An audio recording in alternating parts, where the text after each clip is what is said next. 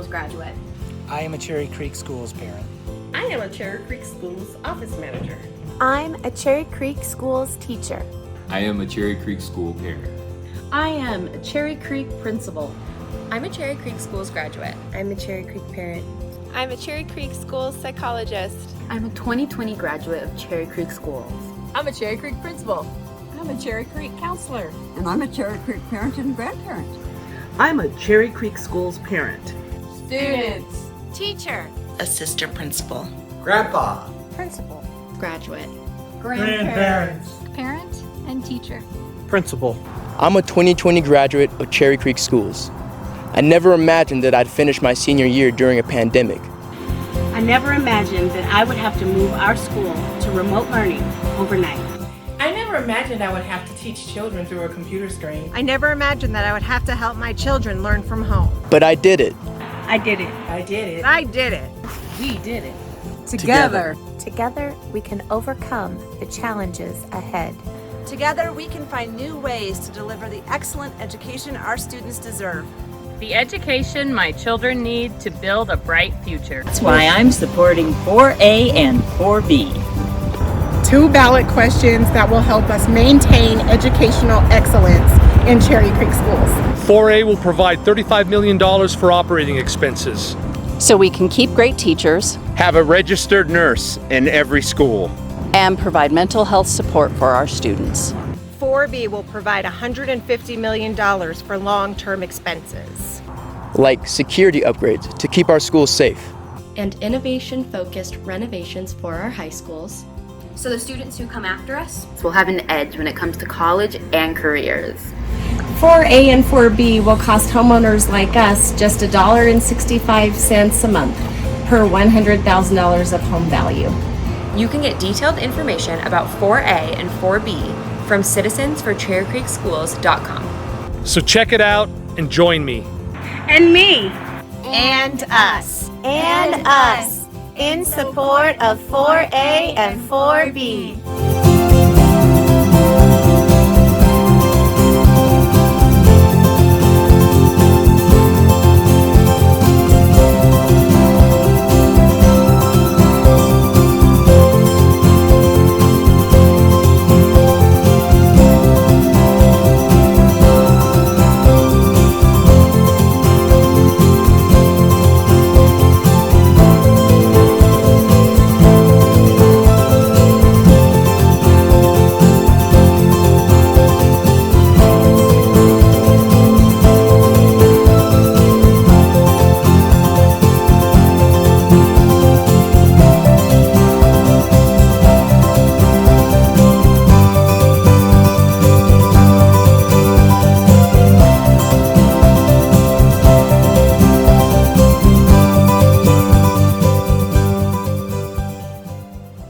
Citizens of Cherry Creek Schools Facebook Live Kickoff event. My name is Jacob Wright, and I'm a proud 2020 graduate of Grandview High School. Go Wolves. I will be your moderator tonight. I'm so excited to be here. We are taping this at 6 p.m. on Tuesday, but it will be recorded and available for people to see later on. We know how busy everyone is at this time of year, so we appreciate that you're here to join us as we kick off this important campaign. Tonight, we will hear from 3 important people who have dedicated their lives to Cherry Creek excellence. I would like to introduce our special guests this evening.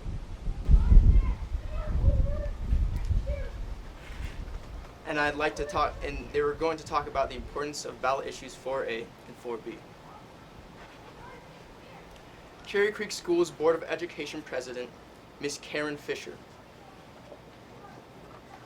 Cherry Creek Education Association President, Ms. Kasey Ellis. And last but certainly not least, Cherry Creek Schools Superintendent, Dr. Scott Siegfried.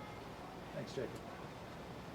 Before we start digging into the details of the election and campaign, I'd like to share a little bit of my personal story and explain why I believe it's important that we pass 4A and 4B. My experience with Cherry Creek Schools started in 7th grade at Falcon Creek Middle School. It's always difficult being the new kid, but it wasn't long before I met good friends and had transformative experiences. All of my teachers were really great, and I could tell they cared about my personal success. They went out of their way to ensure that I had the help and support I needed as a student. Teachers like Miss Matson, Mrs. Woods, and Mr. Ganguly truly made a lasting impact on who I am today. I then continued on to Grandview High School, where much of the experience was the same. Grandview happens to have an amazing performing arts program and teachers, including Mr. Farmer, Mr. Drown, and Miss Lindahl. I did my first play freshman year, and that's when I discovered I really loved being a performer. So I joined theater, and I joined choir and jazz band, and met new friends who shared the same passion that I did. Grandview offered me unique experiences, such as the opportunity to compete at the National Barbershop Quartet competition and do jazz performances downtown and perform in on-stage live performances at our school. One of my main goals in high school was to be accepted to a performing arts college. With the help of my friends and guidance of my parents and teachers, I was able to achieve this goal and got accepted to Berklee College of Music in Boston. That's why I think it's so important that we pass 4A and 4B, because it will give students the best opportunities to achieve their goals, just like I have. So we're going to turn it over to Dr. Scott Siegfried, and he's going to give us an overview of the election and how we got here. Thank you, Jacob, and please call me Scott. And congratulations on all your success. Very impressive, and I'm glad you joined us at Falcon Creek and graduated from Grandview and all the great things we expect to see from you. Thank you. So I'm going to stand up and present a little bit here. Talk about how we're really planning to maintain excellence, the tradition of excellence in the Cherry Creek School District, and maintain that tradition of excellence in 2020, in a time of coronavirus, where we have unprecedented impact on our education system and our economy. We've had to imagine remote learning, closing schools in March, and our teachers doing an excellent job of transitioning to 100% remote in 5 days. And now we've spent the summer learning about how we can plan to reimagine education. We spent the last week standing up a 100% online school for 11,000 students, hiring over 400 staff, getting curriculum in place, handing out computers, things that were never imagined in the history of our country. And our teachers in Cherry Creek have done a great job of it. And at the same time, we're facing unprecedented budget cuts. So all of these things don't go together. They certainly are happening at the same time, and certainly due to COVID. And so unprecedented impact really requires an unprecedented action. An unprecedented action because our job is to maintain the 70 years of excellence that's come before us in the Cherry Creek School District. It's our 70th birthday, and it's something that we are proud of, and that long legacy of excellence in the Cherry Creek School District. Legacy of excellence built on generations of beliefs and action. All those that came before us and believed in this place, believed in excellence, and really solidified it, and now it's our job to protect it through this unprecedented time. Focus on our mission, and we always start with our mission in Cherry Creek. It's what drives us. Our mission to inspire every student to think, to learn, to achieve, and to care, to inspire, to change the heart. Every student that shows up to our school every single day. And we're trying to raise good human beings to think, to learn, to achieve, and to care. That's our job, and we take this seriously. Our vision, being dedicated to excellence. Doesn't mean we're perfect, doesn't mean we got it all figured out, but it means every day I know that 9,000 employees are showing up to the Cherry Creek School District to give it everything they have. Not a single one holds back. We give it everything we have because we're dedicated to excellence in the Cherry Creek School District. Our twin goals, inclusive excellence and college and career preparedness and success. Inclusive excellence is about all kids being involved and included in excellence. And in Cherry Creek, we first stop and we talk about and we isolate race because there's disproportionalities in achievement that we must address, and we must ramp that up faster than we ever have. And then we talk about special education students, English language learners, making sure all students are part of the excellence we all moved here for. College and career preparedness and success matters now more than ever, matters in the middle of COVID more than ever. And our job is to ensure that every student is prepared for their future like Jacob was prepared for his, and go out and do extraordinary things in our community. A little bit about where we fit. Cherry Creek is a large employer. We're second largest in Arapahoe County. 25,000 students ride the bus a day, 55,000 students enrolled, 47% students of color, fourth largest school district in the state, 30% students qualify for free and reduced lunch. And that's the average, but it hides the lived reality of a lot of our students. Where we have some schools that it's at 2%, and some schools we're at 90 to 95%. But the average in Cherry Creek is at 30%. We have 9,000 employees that show up here every day to do great work for our kids. Over 108 square miles and 65 schools, and I'm proud to share that last year we were awarded one of the top best employers in the state of Colorado. And that's not top school districts. We already know that. That's top employers. Behind those small organizations like Google and OtterBox and Southwest Airlines. And I believe this year, because of our teachers, we'll surpass them and be number one in the state. We're also at the same time, as you know, a top performing district. That's why we all moved here. One of the highest achieving districts in the state. 80% of our schools in the highest rating category when we had rating categories before COVID. 90% graduation rate far exceeds the state average. And all subgroups of students outperform their peers around the state. Even though we have our own disproportionalities, we do need to address. And the vast majority of our students involved in extracurricular activities and athletics, just like Jacob. So our job is to take that legacy of excellence in the Cherry Creek School District and ensure that students have a future of promise ahead of them. That's our job, that's our mission as we move forward. So why this conversation and why now?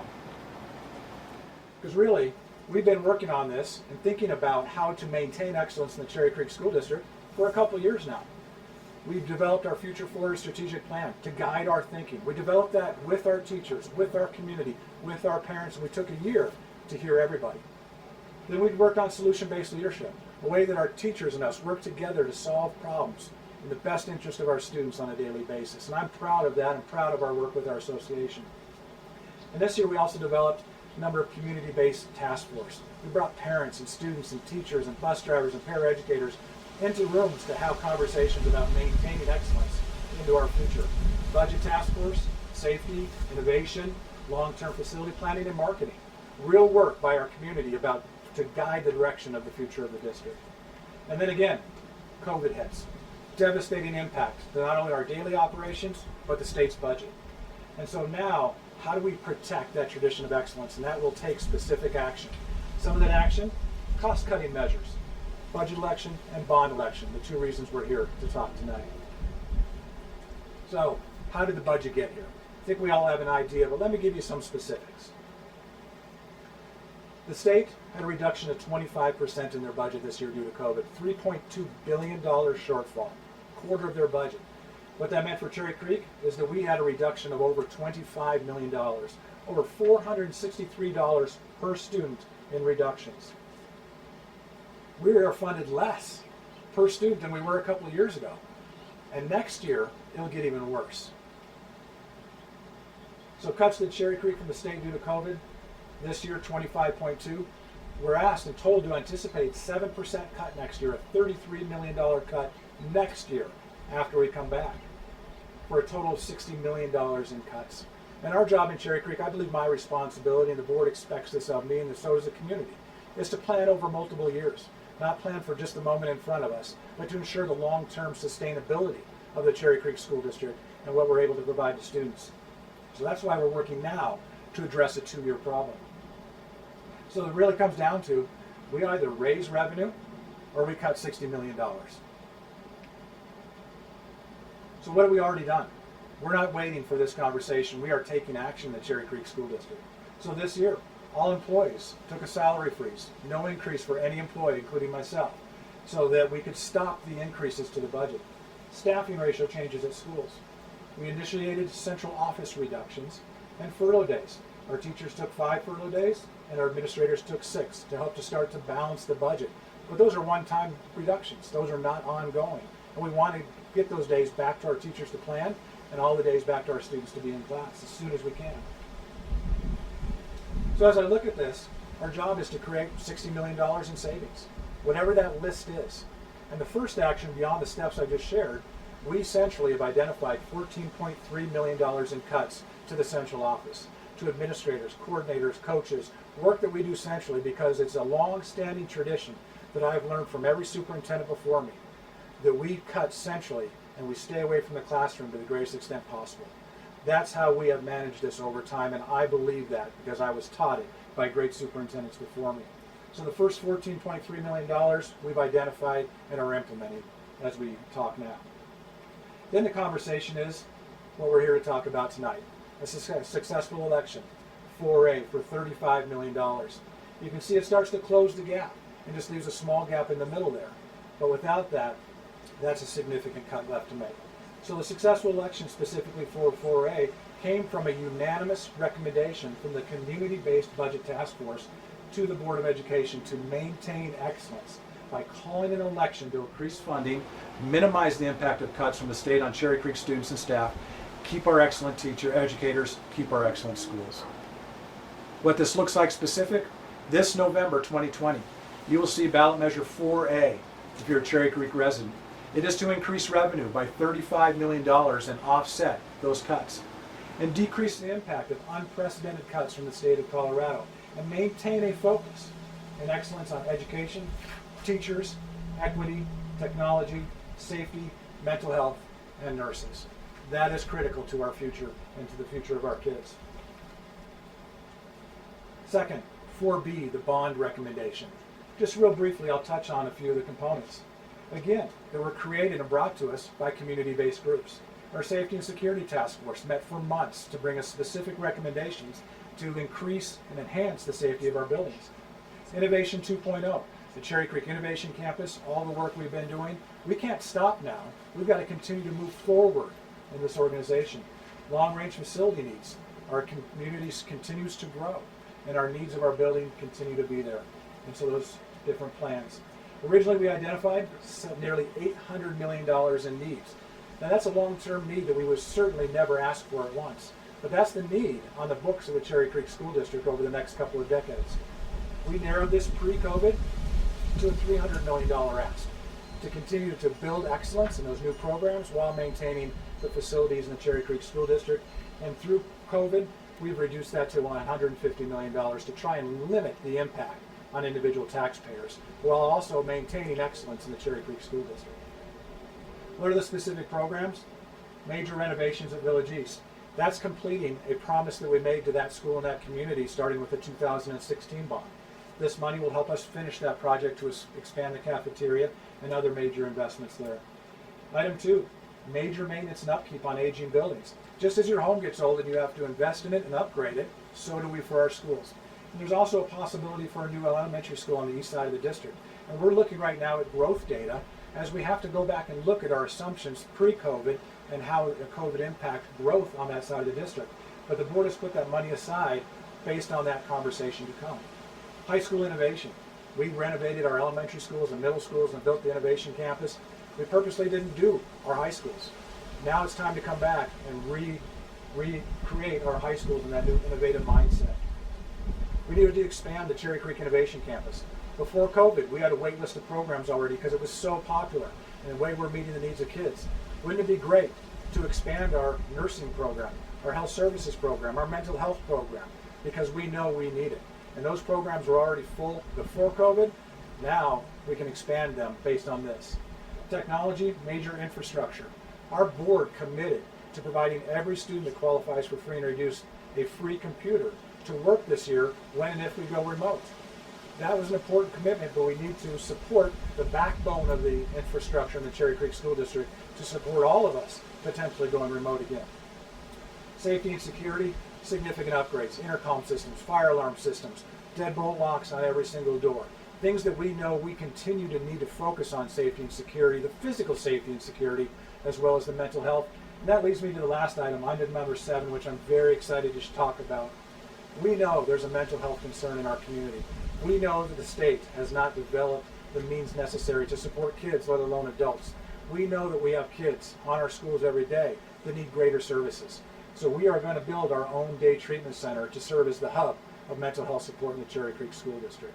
That is a significant statement that I'm proud of our board for supporting. So those are the specific items that you'll see in that $150 million bond.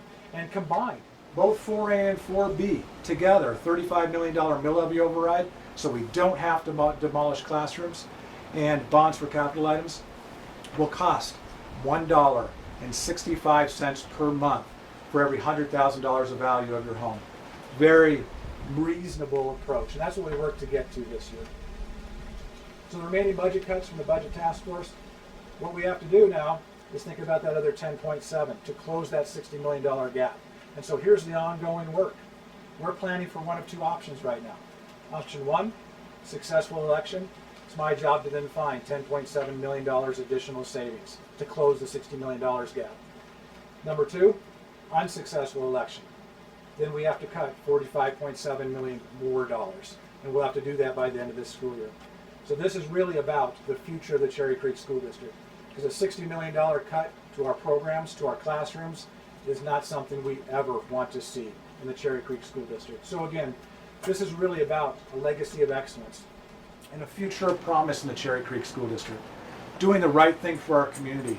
The right thing, the reason we all moved here, because we want our kids educated here, because we have the best teachers here, and so it's our job to support them so we can continue through COVID, but be even better after COVID. And I'm honored to be a part of the Cherry Creek School District, a resident here. I'm honored that I started here as student teaching 26 years ago, and now I'm honored to serve as the superintendent. I believe in this place, and I believe this is the right thing to secure our future for all of our kids.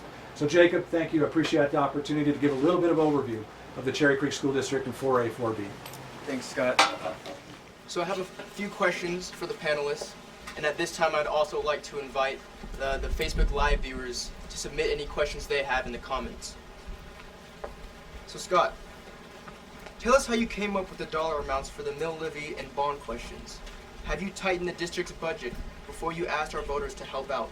Thank you. And let me just first start by saying I have been waiting for it to rain for a long time. It's been hot and smoky, but I didn't know now would be the moment it was going to rain. So we're working through it just as educators do. We're flexible and we move through. So really looking at this, trying to find, we look at what is the need. The need is that $60 million. That's the cut to maintain everything we have. And then I show that we've already made significant reductions this year, but also 14.3 million more in reductions. Because it's important we have to tighten our belt before we ask the community to help. And so that's, again, a value of Cherry Creek. We do it, we demonstrate it, but then the successful election closes that. And really being thoughtful of that tax tolerance. What's that right place in there, especially in the middle of COVID? Mm-hmm. And did you consider how these initiatives may impact CCSD's families' personal budgets? Absolutely, and that's the difficult thing right now. I tell you what I found in 2020 since March 12th is there's not an easy decision. None of these are easy decisions.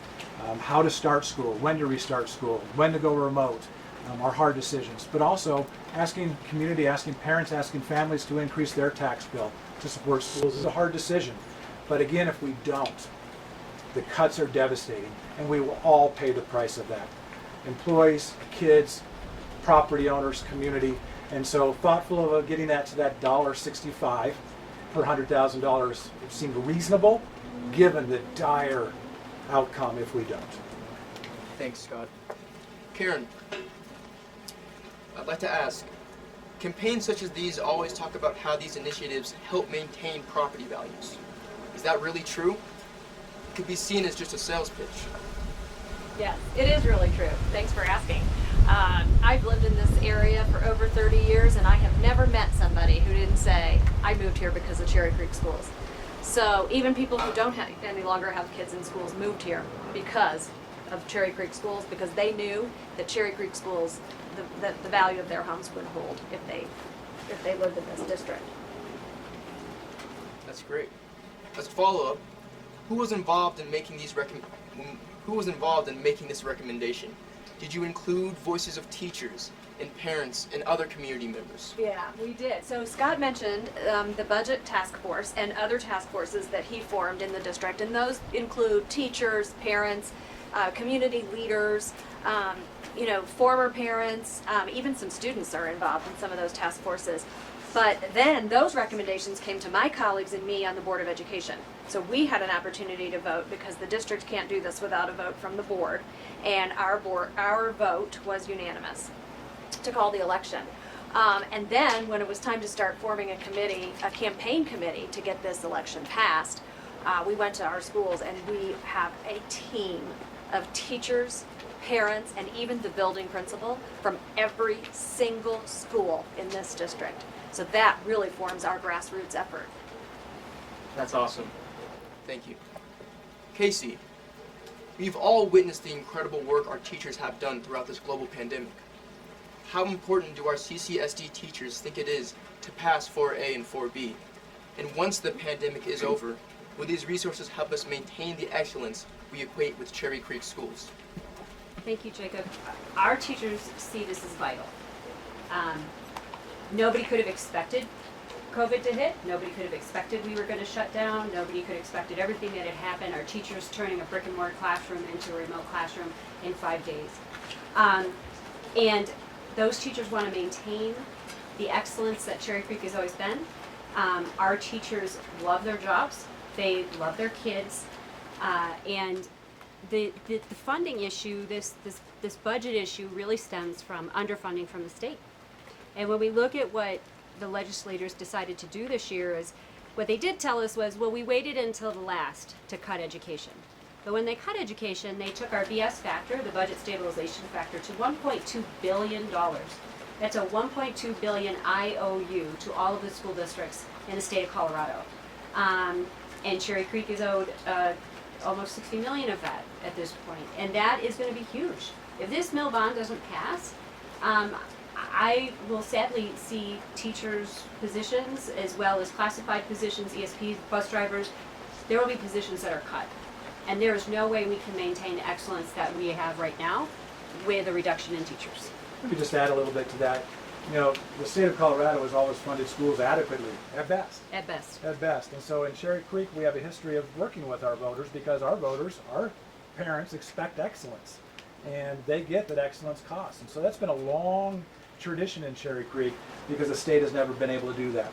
And on top of that, COVID. So it's been a long-going conversation. Thank you.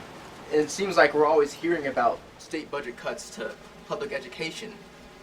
And do you think our teachers can do their jobs with less money? We've been doing our jobs with less money for over a decade now, and we've hit a wall. It is impossible for teachers to do the job that they want to do and they know that students deserve with the continued budget cuts from the state. And Cherry Creek is well known for filling in the gap for what the state doesn't provide. So you look at some of our specials programs as far as special education or GT or ELS, those are backfilled by Cherry Creek. They fill in the gap, right? Because that's what we need to be doing for students. That's what we need to be doing. It's the right thing to do. And I don't imagine seeing that change. But with this, you know, I just keep thinking of you can't get blood from a stone. We've hit that point. We've hit that point. There's no more. Teachers can't give anymore. When teachers are pulling, on average, about $650 a year out of their own pockets to supply basic needs for students, you know, we've hit a rough patch, and the state of Colorado needs to really rethink how they want to fund education. Thank you, Kasey. I'd also like to talk about the coronavirus and its obvious impacts. So, Scott, how did the COVID-19 pandemic affect your decision to proceed with these initiatives? I appreciate that, Jacob. And I tell you, I go back to earlier, there's no easy decision anymore. No easy decision about what to do with education and COVID. And this wasn't an easy decision either, because there are real people impacted right now with losing their job potentially. But the other side of this is to know and promise we're going to cut $60 million, and it's going to end up hurting kids, schools, our community in ways that we've got to stop from occurring. So all a hard decision, but I believe the right decision for the future of this organization and the future of this community. May I add something to that? Absolutely, Scott. But we also delayed our decision because of COVID-19. So in the spring, when we were shut down, we normally would have considered an election in the fall. We on purpose put it all on hold, waited until we could do polling in July. Well, I guess the polling started in June and ended in July. Yeah, polling in June and July. They weren't ready to ask the board to consider a resolution until early August. That is all because of COVID. So we are getting started a little bit later. I've already mentioned our grassroots committees and support from every school in the district, but it was all because of COVID that we waited. Yeah, COVID's made a lot of things difficult, and I'm sure many parents are happy with what you guys have done and handling coronavirus. And I'd like to ask one more question to Scott and Karen. Why do teachers' mental health and safety seem to be the uniting elements for both these initiatives? So I just mentioned the polling. We know that parents in Cherry Creek schools love their kids' teachers, and kids in Cherry Creek schools love their teachers. We also know from polling and from talking to parents and from engaging with parents and other community members and students that safety and mental health are of utmost importance. So when we talk about what people really want and what people want, how people want Cherry Creek to preserve our excellence, we know that we need to dedicate additional funding to teachers, mental health, and nurses. When I say mental health, it's really a lot the bond. So when Scott mentioned that we have this history in Cherry Creek schools of passing these elections, it's important for our viewers and our voters to understand that the only way we can fund capital needs, so whether it's new construction or renovations or just maintenance, just a new roof, is through bond issuance. So we have to sell bonds, so we have to ask our voters for the approval to issue the debt, or to incur the debt in order to do those things. And again, our community has always supported us. It's that, just a specific, in Cherry Creek, we've always been proud of and talked about, we're the only district that has a nurse in every single building. And that's been a check mark for us of excellence versus average.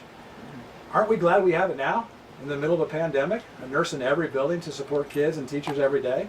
And so those are the things we're fighting for, to keep that nurse in every building. Our 3-2-1 model of mental health. We know that kids are struggling over the last 6 months with isolation, with being away, being apart.